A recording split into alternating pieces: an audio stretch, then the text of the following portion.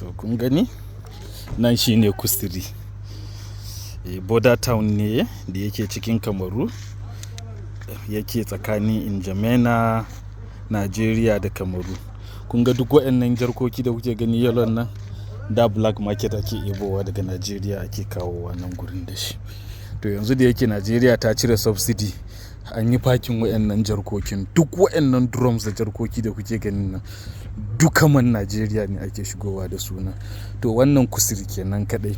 Abin da yake faruwa haka da kuke ganin nan, haka yake faruwa a bani sunan shi Garuwa, haka yake faruwa a Marwa, haka yake faruwa a Gidar.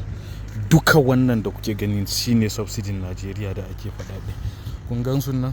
To duk jarkokin nan sun zama ba su da amfani. Wannan filin da kuke gani wallahi ya fi hekta 100, ba wani abu a ciki banda jarkoki. To duka waɗannan wurin jarkoki ne, kuma man Najeriya ne. Banda jarkoki yellow nan ga drums.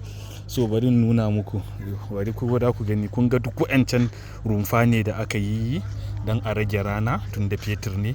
To duka fetur ne, duka fetur din Najeriya ne a ciki. Muna ba tare da Tinubu. Kun ga wayannan bani sunansu drum ne wanda sauran fetur din da aka shigo da su wanda ba su kare ba ne, suna nan a ciki. To muna tare da Tinubu ya cire subsidy, kar a kuskura a mai da subsidy, don asibitocin Najeriya kenan da hanyoyin Najeriya. Irin wannan rumfan da kuke gani rumfa ne kadai ta fi guda 1000 a cikin nan gurin, kuma duka da kuke gani fetur ne a ciki daga Najeriya. Shine subsidy mu. To duk wanda yake son Najeriya dai dole ne zai ce a cire wannan subsidy din. To na gaishe ku. Allah ya sa mu gane. Amin ya rabbal alamin.